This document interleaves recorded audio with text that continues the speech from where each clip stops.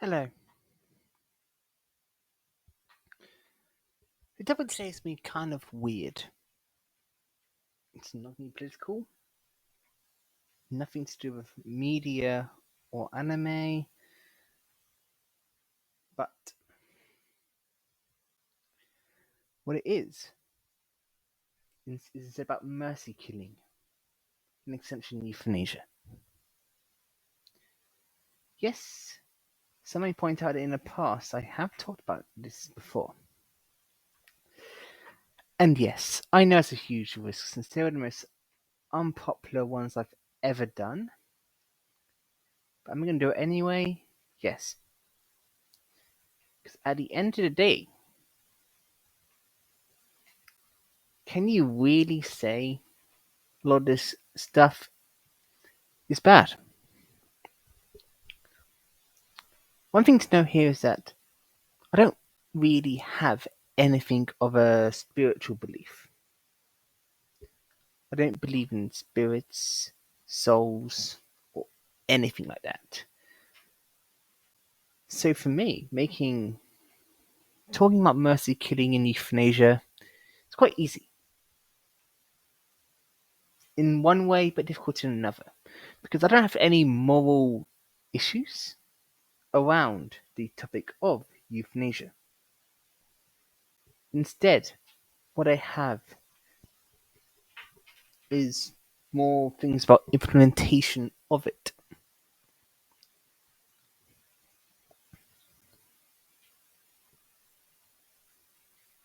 Because I don't believe in souls or afterlives.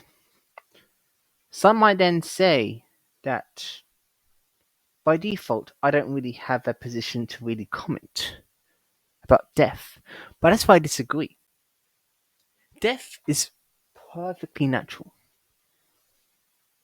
The only thing in life you can choose is life choices, how we react to things, how and how we die. What we do in actions makes that better or worse.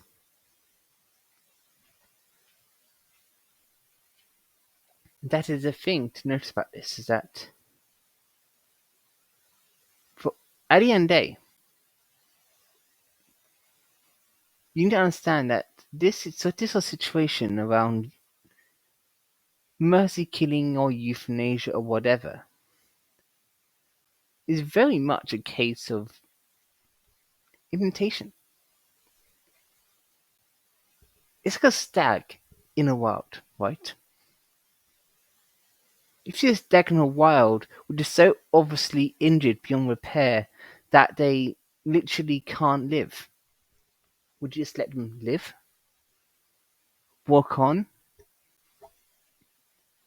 as their body is malfunctioned beyond repair in some aspects? No,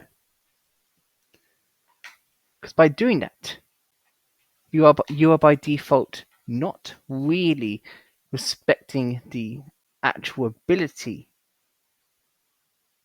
or even will for them to live life peacefully. Peaceful life and peaceful death matters a lot. As I'm sure anyone who actually has any invisible or visible disabilities can say, living with something being lost is very difficult. It changes everything. You can't just be whimsical. You can't just enjoy things in life. Would I say then go die? Absolutely not. You can still get something often in that situation. But what I'm talking about here is that cases which are really, really bad and it's like beyond repair genuinely. In those situations, prolonging life is stupid. Because what are you prolonging life for then? If the person in question or creature in question is just going to suffer, then wouldn't it make you, as a person the thing of their suffering, the instrument of their own hardship. Because the thing is, at the end of the day, we don't choose to be born, we don't choose to exist on this planet. We exist on this planet. We exist on this planet due to other people, our own parents, society, quotas, other factors, economics, sometimes even religious beliefs and values. Do we exist just because? No. Can we choose at any point within these processes to choose to live? No. Are we bound then to just exist regardless of our own opinion? Yes. So then at the same time, then there is the genuine question here. What then comes with our own right to die? What then comes when we are beyond in so much suffering that life itself is basically worthless? Then there was the question of mercy killing. Because we had no real choice to exist, we exist for the sake of existing. And because I'm not religious, I don't see any divine nature of existence. I see it as purely a natural or just something which happens. And that itself is something in which makes a huge distinction here. Because I don't necessarily see a reason to be super hardcore about having a lot of these functions in general. Because at the end of all of this, we all go to the same place at the end. We all go into the ground, we all go back into the ecosystem. Much like all of our favourite pets when we were young. Does it come to anything? Often, no. And what do you do to pets when they die? You bury them. What do you do to humans when they die? You burn or bury them. There's no difference.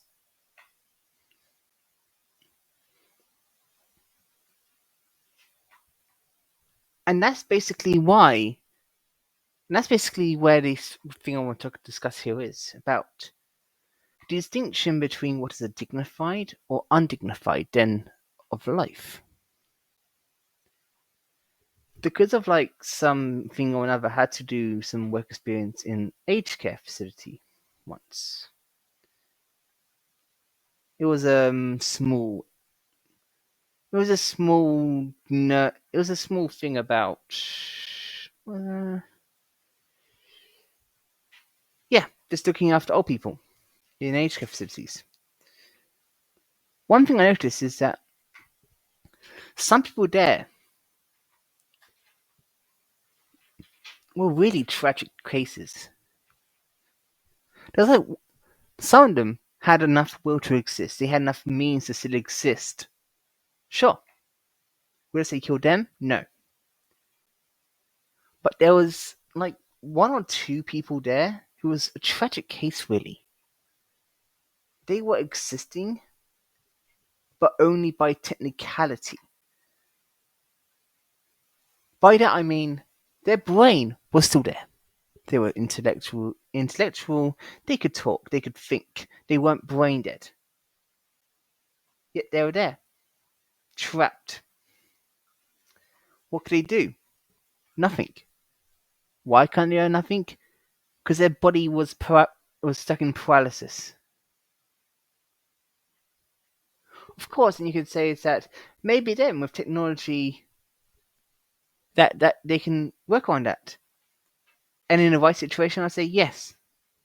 But in their situation, that really wasn't the case. Their family that wasn't there to support them. They had no rich backers. They had no wealthy supporters. They were just there as a normal person,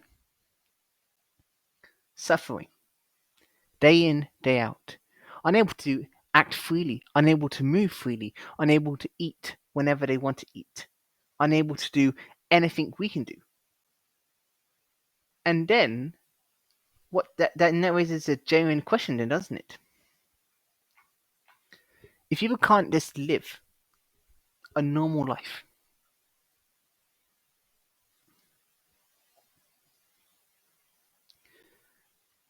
people who have the capability to live, intellectually anyway, but are stuck in death in another way, stuck in institutions made by failed states, much like the wounded animal. They are basically beyond repair. Their body is dead in functionality. And yeah, if their brain was dead as well, basically, that'd be another thing. But their brain wasn't dead. Their brain was very much intact still. More than very much intact, it was still very functional. She was very intelligent. She could speak. There was a lot of humanity in her. She was interesting to talk to.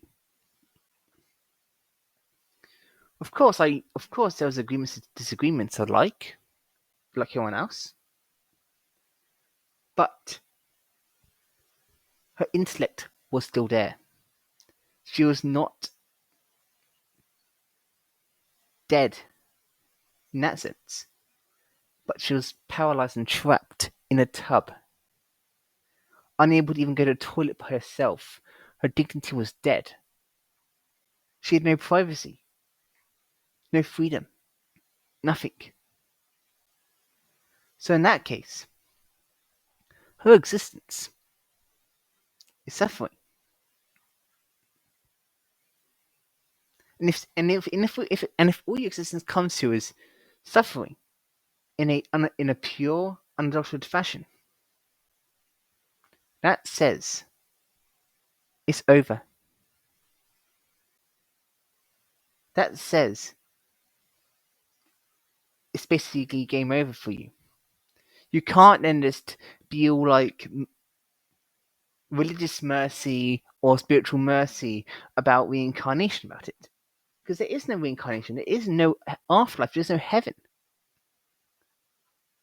Because do some people seriously just let people suffer with hopes of a heaven or an afterlife, and then just leave it at that, thinking that that's enough, thinking that a god will make it better, that thinking that a god or deity will give them peace at the end? No god and deity will help them. Nothing will come to them. The best thing you do then is, while they're still alive, give them the best final days and give them the best exit. Don't let them die in peace, and don't let them die in complete suffering and agony, because that is what happens often.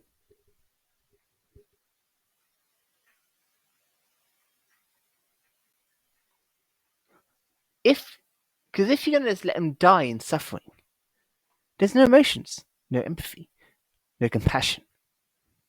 Yet some people want to say that people who advocate for euthanasia and stuff like that are immoral people. Yet at the same time, those very people would not let the people die if they wanted to die.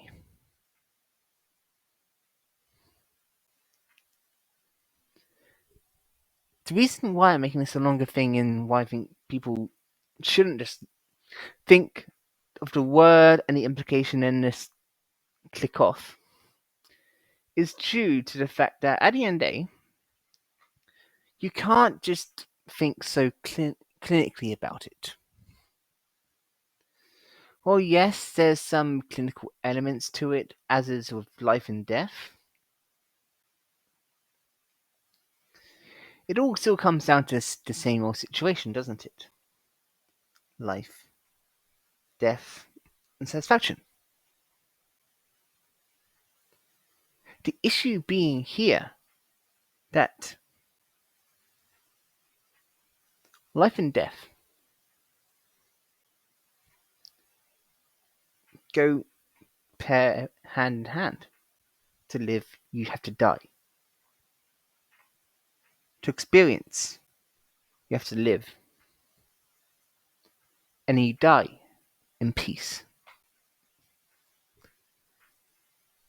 But to a severely wounded animal with a dislocated joint or a complete loss of ability that cannot be repaired, or someone who's still intellectually there in a tub, what use is living? To them, all life would be is nothing more than a mere shell. Life only has meaning if you can live it. If you cannot live life, if you can experience life, if all life is to you is suffering, then all that says is maybe it's best for it to end. Because frankly, what good is life if all that remains is suffering?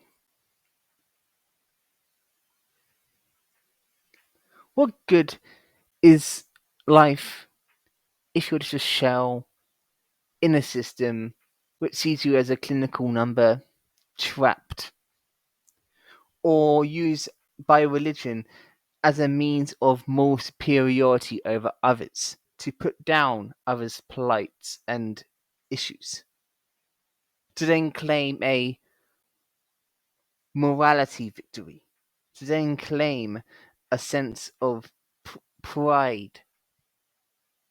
What then is the whole point? Because at that point, you're just living for the sake of just death itself and just waiting for it.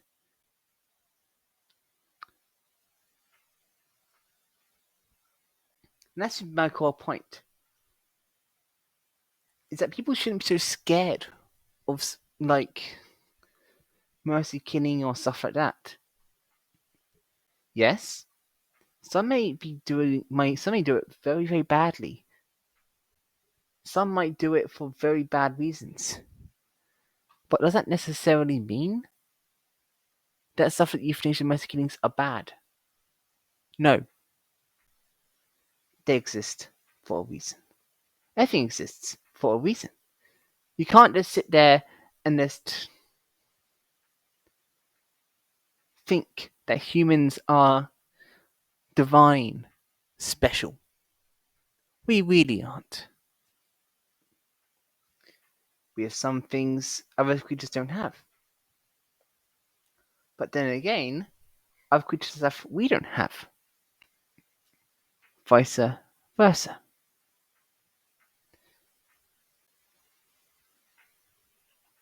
And at the end of the day, when we die, the ceremonies are exactly the same. We bury, burn, move on. And often, the children just have more kids. And their kids are the same. Bury, burn, move on. Have more kids, most likely. Just like it will just continue.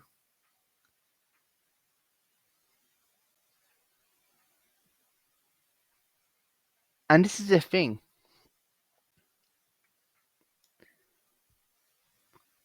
And this is what I'd like to reiterate as well. Is that at the end of the day, that is the only thing we can choose, realistically. Our own actions in our existence. And our own death. As in the way we die. Some choose to die as heroes. Some choose to die in isolation. Some choose to die in the quiet of night. No one with peace in their mind. Some people die horrible deaths. Some people die in traumatic deaths. Some people never get a good death. Some people even never get their ideal death, even. Death is something which we cannot run from, evade, or think we are immune from. Death is one thing that comes to us all.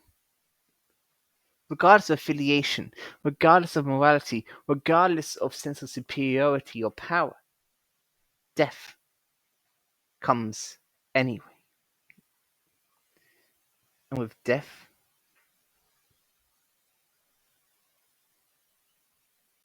comes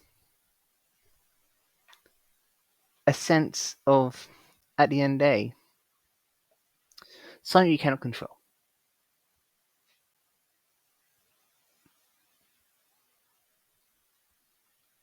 This may sound somber to some people, and that's fair enough.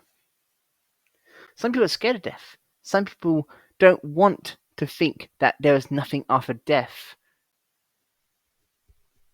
And that's why some people flock to religion on occasion, because of the sense of feeling to an afterlife, a supernatural feeling, something of a feeling that their deeds in life has merit in a religious value, valued by a god or gods, or spirituality, deity, whatever.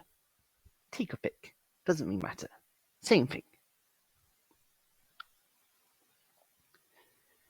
But the core point here, as a whole, is death itself should not be thought and saw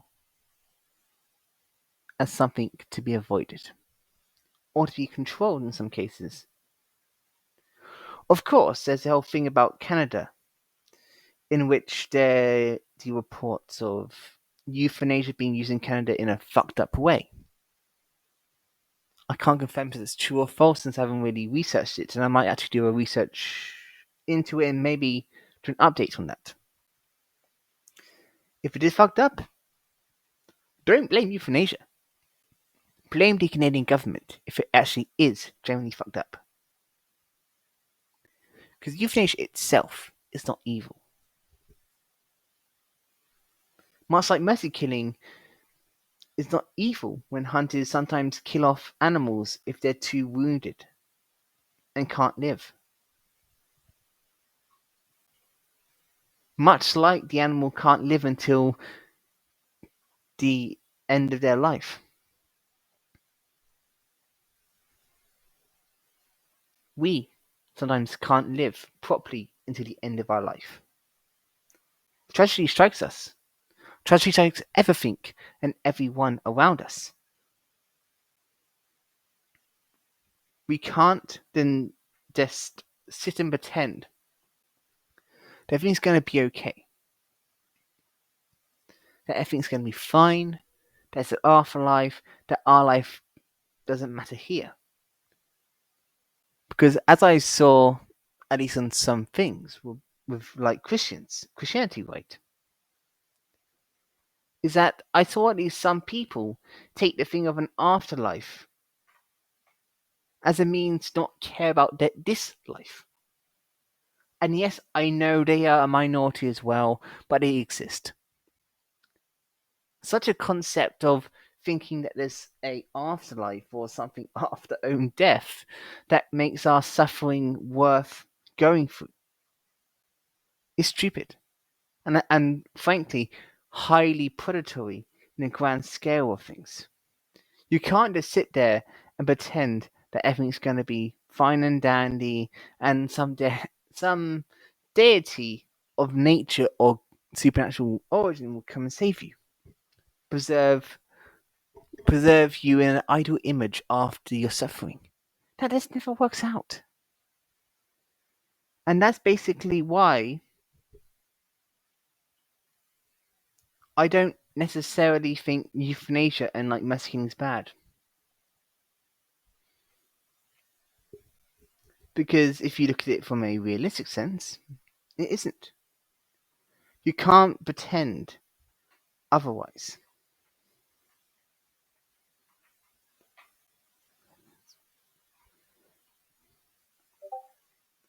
And yeah, I think that's it for now. And there's not much more I can say without it being very preachy and annoying. But that's besides the point. I hope everyone has a lovely day regardless, and then seriously do consider what I say seriously, and don't just think of it and just shut it down so blindly. I hope everyone has a lovely